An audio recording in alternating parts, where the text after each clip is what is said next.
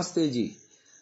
80वीं श्रव्य कणिका ऋग्वेदादि भाष्य भूमिका, लेखक महर्षि दयानंद जी सरस्वती और भूमिका भास्कर नाम से इस पर विस्तृत व्याख्या लिखी है स्वामी विद्यानंद जी सरस्वती ने। आगे व्याख्यान आ रहा है स्वामी विद्यानंद जी द्वारा।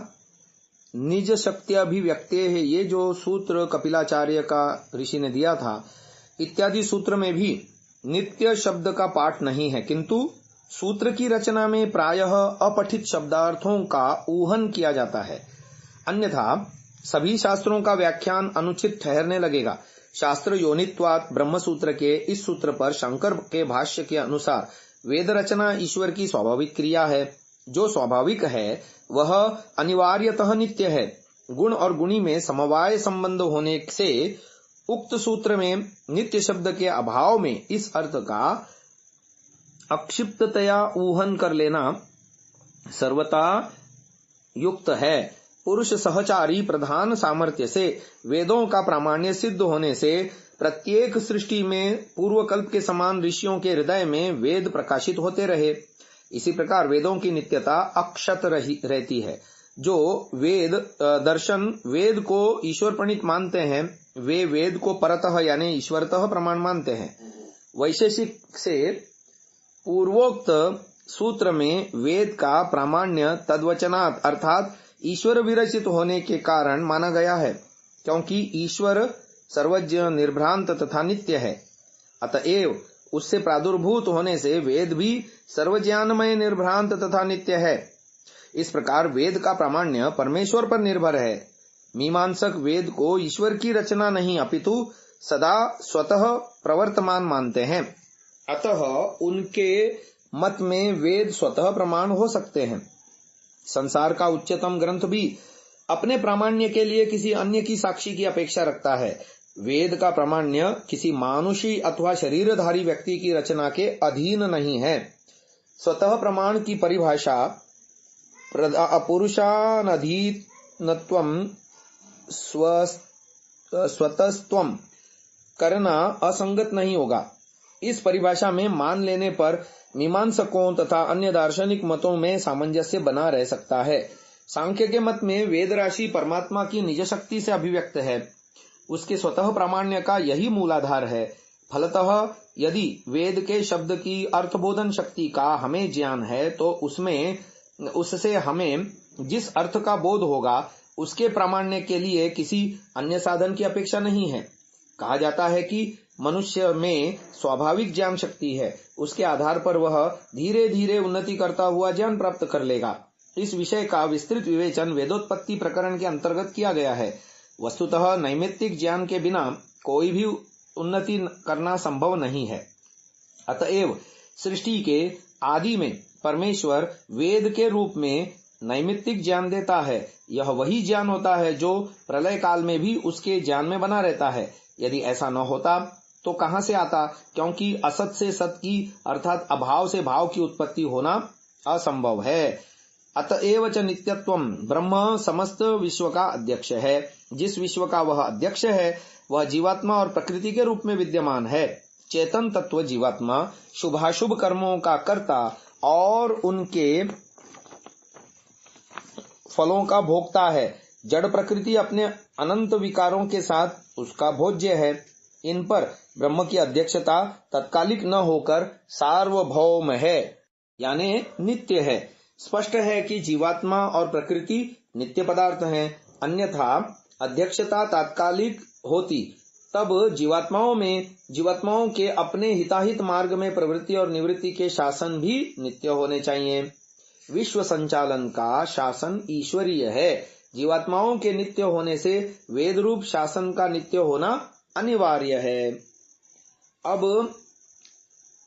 वेद का भी प्रमाण दे रहे हैं महर्षि दयानंद जी ऋग्वेदादि भाष्य भूमिका में नित्यत्व विचार के लिए। अतएव स्वयं ईश्वरः स्वप्रकाशितस्य वेदस्य स्वस्य च सिद्धिकरं प्रमाणमाह।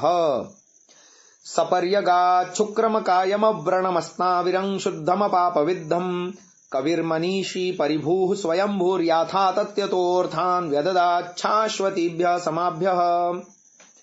यजुर्वेद अध्याय 40 मंत्र संख्या 8।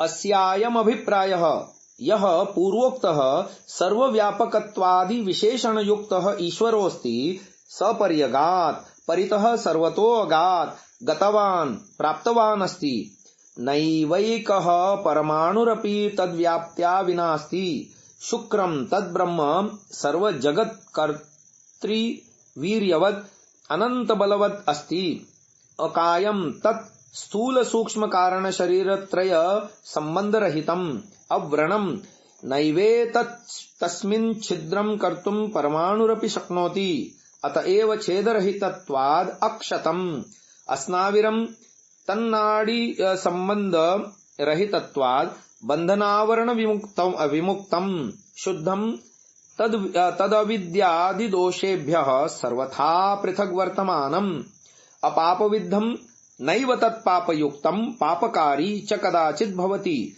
कविः सर्वज्ञः मनीषी यः सर्वेषां मनसामीशी साक्षी ज्ञाता अस्ति परिभूः सर्वेषाम् उपरि विराजमानः यो निमित्तोपादान साधारण कारण त्रय रहितः स एव सर्वेषां पिता न हि अस्य कश्चित् जनकः स्वसामर्थ्येन सहैव सदा वर्तमानोऽस्ति य एवं भूतः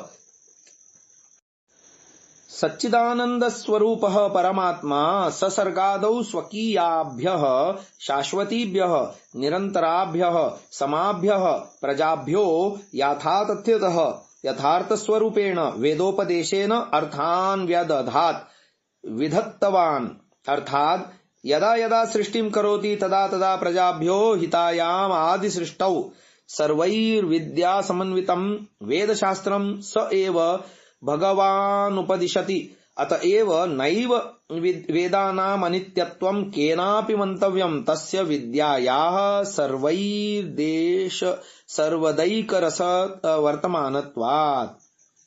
अब इसका भावार्थ आर्य भाषा में लिख रहे हैं, ऐसे ही परमेश्वर ने अपने और अपने किए वेदों के नित्य और स्वतः प्रमाण होने का उपदेश किया है। सो आगे लिखते हैं, सपर्यगात यह मंत्र ईश्वर और उसके किए वेदों का प्रकाश करता है कि जो परमेश्वर सर्वव्यापक आदि विशेषण युक्त है सो सब जगत में परिपूर्ण हो रहा है, उसकी व्याप्ति से एक परमाणु भी रहित नहीं है।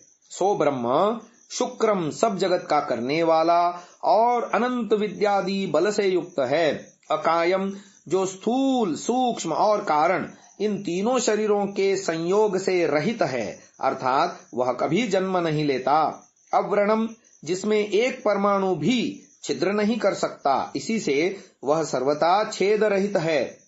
अस्नाविरम वह नाड़ियों के बंधन से अलग है, जैसा वायु और रुधिर नाड़ियों में बंधा रहता है ऐसा बंधन परमेश्वर में नहीं है। शुद्धम जो अविद्या अज्ञान आदि क्लेश और सब दोषों से पृथक है। अपाप विद्धम सो ईश्वर पापयुक्त व पाप करने वाला कभी नहीं होता, क्योंकि वह स्वभाव से ही धर्मात्मा है। कवि ही जो सबका जानने वाला है, मनीषी जो सबका अंतर्यामी है और भूत भविष्य तथा वर्तमान इन तीनों कालों के व्यवहारों को यथावत जानता है। परिभूः जो सबके ऊपर विराजमान हो रहा है। स्वयंभूः जो कभी उत्पन्न नहीं होता और उसका कारण भी कोई नहीं, किंतु वही सबका कारण अनादि और अनंत है। इससे वही सबका माता पिता है और अपने ही सत्य सामर्थ्य से सदा वर्तमान रहता है इत्यादि लक्षणों से युक्त जो सच्चिदानंद स्वरूप परमेश्वर है।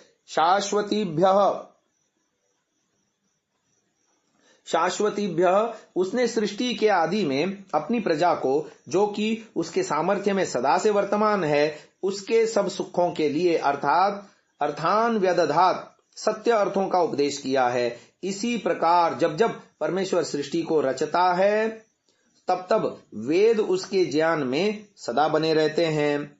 इससे उनको सदैव नित्य मानना चाहिए, क्योंकि उस परमात्मा की विद्या सदा एक रस बनी रहती है। तो आज की इस व्याख्यान को यहीं विराम देते हैं।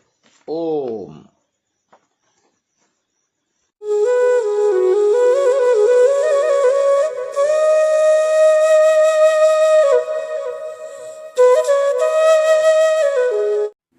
डाउनलोड सांसा ऐप, आरवीरदल ऐप, विजिट sansa.org, rvirdal.in।